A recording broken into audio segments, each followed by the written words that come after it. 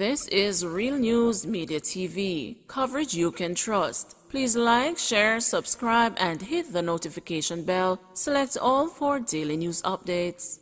Good morning, my Real News Media TV family. Thank you for tuning in, and I trust that everyone is having a wonderful morning so far.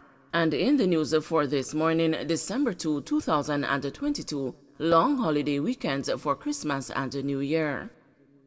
The Ministry of Local and Social Security has advised that the Holiday Public General Act provides that whenever Christmas Day falls on a Sunday, then the Monday, December 26 and the Tuesday, December 27 are to be observed as public general holidays. Consequently, the public is being advised that as Christmas Day falls on a Sunday this year, Monday, December 26, 2022, and Tuesday, December 27, 2022, will be observed as public general holidays.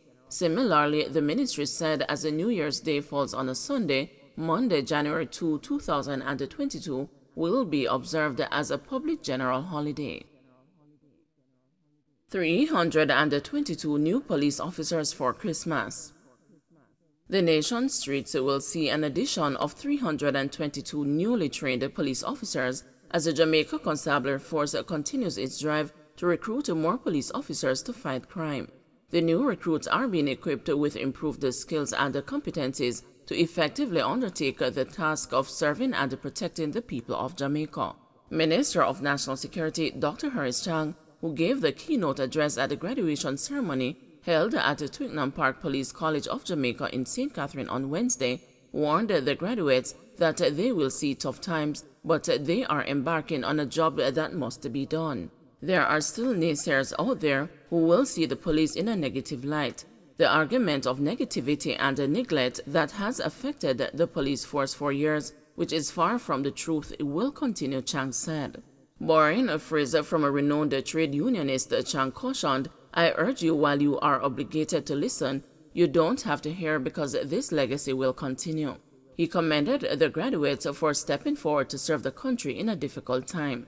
The recruits thrilled their family members and well-wishers with a sparkling display of well-choreographed drills demonstrating various tactical maneuvers. They will now be dispatched to the various police divisions across the country. PSOJ declares support for further SOEs. The private sector organization of Jamaica says it would support another declaration of states of emergency should the murder rate increase further. The latest states of emergency declared in 7 parishes came to an end on Tuesday after they failed to receive opposition support for an extension. The government has since indicated that it would not hesitate to reimpose the measure to control rising crime. PSOJ President Keith Duncan says the measure can be used in the interim until a long-term solution is found. Citing the fact that Jamaica has been in the top 5 murder rate in the world for 20 years, Mr. Duncan argued that the country's crime epidemic is not normal. He suggested that states of emergency are constitutional tools that could be used to bring down the murder rate and bring some kind of stability to the country or a specific community or area. Now, when you have a situation in Jamaica where we are in a crime epidemic and a crisis for over 2 decades, being in the top 5 murder rate for 20 years, that is not a normal situation. And from time to time, you will need to be able to use a tool that, from a constitutional perspective, SOEs are constitutional and have been constitutional. So if a tool is required or a strategy is required to bring down the murder rate in the country and to bring some kind of stability to the country or a specific community or area, and the SOE is a tool, then we support that very much. In the previous dispensation of the SOEs in 2018, what it allowed for was detention, and you could only object to your detention. To reflect that court ruling around the unconstitutionality of the detention, they have made the adjustments in the emergency power regulations now, where the tribunal has to review the case within 7 days. And if there is strong intelligence and there is reason to continue to hold that detainee, then that person will be continued to be held in detention. But for a maximum of 42 days. If you cannot put a case in front of the courts after 42 days, the person has to be released. 1. The security forces should maintain a presence in the violence-prone hotspots after the SOEs expire. 2. The development of the enhanced security measures which seek to target violence producers is concluded in short order. 3. Opposition expressed their willingness to work collaboratively with the GOJ in a spirit of mutual respect. The PSOJ team wholeheartedly endorsed this position, of course. Taxi groups back away from protest call. Heads of taxi associations, All Island United Route Taxi Association and the Transport Operators Development Sustainable Services say they were not in support of a request to withdraw their services on Thursday in an effort to force the government to grant a traffic ticket amnesty. Head of the 200-driver AIRTA, Raymond Bynes, said his group would not take that route but prefers to seek an amicable settlement with the government. I am not in favor of the move by the lobby groups. I am not part of it, and I told my members not to take part, said Bynes.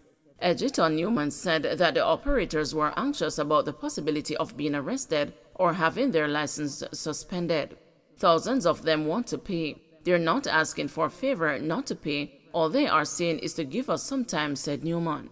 Last week, Newman gave a promise to Jamaicans that he would refrain from withdrawing his group's service to the general public as a means of protest, like on November 13, but will go the route of dialogue with stakeholders. We promise Jamaica and the traveling public that we will not go back to any such withdrawal of service. What we will do is continue the dialogue with the government to give us a payment plan so we can make our payment on outstanding tickets, he told the news.